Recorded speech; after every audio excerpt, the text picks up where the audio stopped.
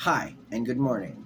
For those of you interested, this is my third reshoot. This is an impromptu topic, and the other two videos I thought were coming along well, but I ran low of storage memory, and here we are. So, once more, good morning. Or, buenos dias, yo me llamo Ojos Locos. Now, I just said hello and good morning. My name is Crazy Eyes. I say this because I like and enjoy humor, and that includes my own self, which, by the way, I think is just a whole humorous thing waiting to happen. In terms of, what's wrong with the good old roast, especially when you're doing it to yourself, there's nobody around, it makes it all just that much more awkward and or appropriate. And so regardless, there's a couple lights that got going on. Quick sidebar here, I know, because I want to jump into the topic for today. I thought I woke up with a black eye, not sure how I got that black eye, but as the day progresses, I guess I'll see if it turns into a black eye.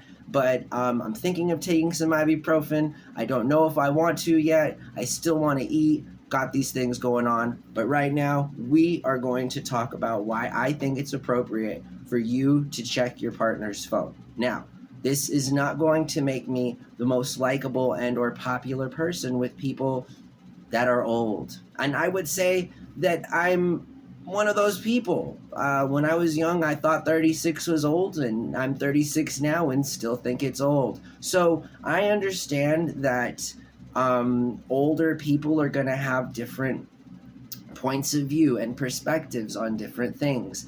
I unfortunately can't agree with my cohort and or my peers when it comes to some of these things, because I know that the world constantly changes, and I know that when I was young, and I've tried to remind myself as I get into older adultdom that, I constantly was wondering why the things were the way they were, and people were the way they were, and people refused to change how they believed, and how that was detrimental to growth. And I always thought just inherently misleading to, the common occurrence of the utopian kind of ideology thoughts that are of just being good and kind and having everything available and ready to you and to us as consumers and all of these things. And so, again, older people have different ways of thinking, but unfortunately, I can't agree with the justification as to why a lot of these people, including my peers, would say that they continue to feel the same way that they do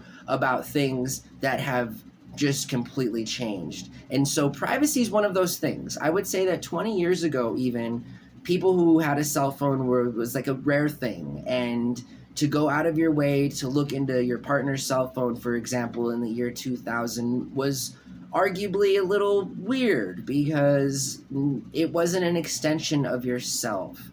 And by sheer definition of non-extension of self, that meant it wasn't utilized in the same fashion that it was today. Now, I will say that in today's age, the cell phone is an extension of yourself, and thereby making it public domain to your private party relationships, especially if they're long-term, intimate, and or reliant upon the fact of it being a mutual and consenting relationship in which only two people are participatory of, right? Because otherwise that's just cheating, and you can just do that without cheating. We live in a world where it is totally cool to have 9 girlfriends if all 9 of them know about it. I mean, it's all about being and offering disclosure and being honest and open about